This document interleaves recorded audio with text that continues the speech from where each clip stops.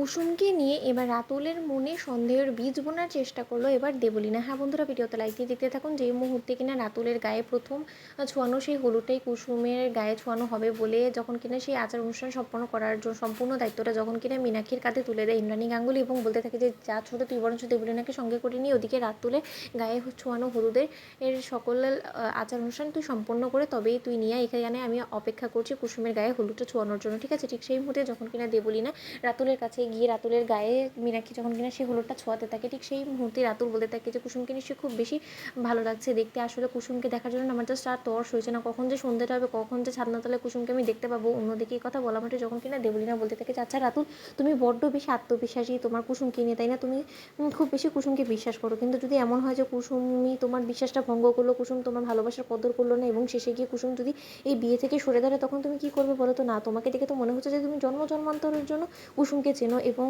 কুসুম এমন একজন মানুষ তোমার কাছে যে ওর থেকে ভালো আর কোনো মানুষই হতে পারে না। কিন্তু তুমি কি জানো যে কুসুম এমন অনেক কিছু হয়েছে যেটা কিনা তোমার কাছ থেকে আড়াল করে গিয়েছে, এবং এই সমস্ত কথা যখন কিনা তোমার সামনে আসবে তখন আমি শিওর যে তুমি কোনোভাবেই কুসুমকে আর বিয়ে করতে চাইবে না, তোমার মন রীতিমতো কুসুমের উপর থেকে উঠে যাবে। অন্যদিকে রাতুল যখন বলতে থাকে যে দেখুন ছোটো ম্যাডাম, আমি কোনোভাবে আপনার মুখের উপরে কোনো জবাব দিতে চাই না, কারণ সেটা আমাকে শোভা পায় না, কিন্তু তার সত্ত্বেও আপনি যেহেতু আমার হবু স্ত্রীকে নিয়ে এরকম খারাপ মন্তব্য করলেন, তাই তার প্রেক্ষাপটে আমি একটা কথা বলতে আপনাকে বাধ্য হচ্ছি।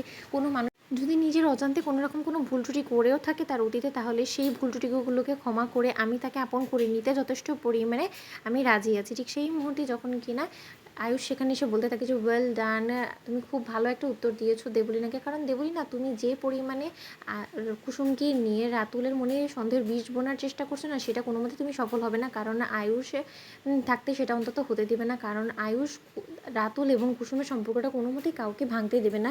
অন্যদিকে এই কথা বলা মাত্রই যখন কিনা দেবলীনা বলতে থাকে যে সেই সকল কথা তো আমি বুঝলাম, কিন্তু রাতুল তুমি এতটা ওভার কনফিডেন্ট হচ্ছ, শেষে কি না তোমার এই ওভার কনফিডেন্সের জন্য তোমাকে ডুবতে হয়, আমি বলে রাখলাম, কারণ কুসুম যে পরিমাণে নোংরামিগুলো করে বেড়াচ্ছে সেটার তথ্য প্রমাণ সব কিছু আমি তোমার সামনে যখন কিনা দাখিল করবো না, তখন তুমি রীতিমতো নিজের চোখকে বিশ্বাস করতে পারবে না যে তোমার হবু স্ত্রী তোমার পিঠ পিছনে ঠিক কী কী কুকীর্তি করে বেড়াচ্ছে। অন্যদিকে আয়ুষ এক পর্যায়ে ক্ষিপ্ত হয়ে যখন কিনা বলতে থাকে যে দেবলীনা এনাফ ইজ এনাফ, আজকে কুসুমের জন্য এত বড় একটা বিশেষ দিন বিধে আমি কোনো কিছু বলছি না, কিন্তু তুমি আমার মুখ খোলানোর একদম চেষ্টা করো না। তুমি কি মনে করছো বলো তো? এই সমস্ত কিছু করে তুমি কুসুমের উপর প্রতিশোধ নিবে? অ্যাটলিস্ট আজকের দিনটা অন্তত ওর জীবনে এরকম একটা বিশেষ দিনগুলোকে ক্ষমা করে দিতে তো পারতে, ওরকে নিয়ে রাতুলের মনের বিষ নাই বা গোলালে। অন্যদিকে রাতুল বলতে থাকে যে ইটস ওকে আয়ুষ স্যার, আমি কোনো কিছু মাইন্ড করিনি, কারণ আমি তো ওনাদের অভ্যেস সম্পর্কে খুব ভালো করেই জানি এবং আমি সম্পূর্ণরূপে তাদেরকে নিয়ে অভ্যস্ত। তাই আপনারা যতই আমার মনটা বিষিয়ে দেওয়ার চেষ্টা করুন না কেন আমার হবু স্ত্রীকে নিয়ে, আমার দীর্ঘ বিশ্বাস আছে যে আমার হবু স্ত্রী অবশ্যই শুধুমাত্র আমাকেই চায় এবং ও আমাকে খুব বেশি ভালোবাসে, এবং এরকম একজন ভালোবাসার মানুষকে আমার জীবনে পাওয়া আমার জন্য ভাগ্য। তো বন্ধুরা, লাইক শেয়ার করে সাবস্ক্রাইব করুন।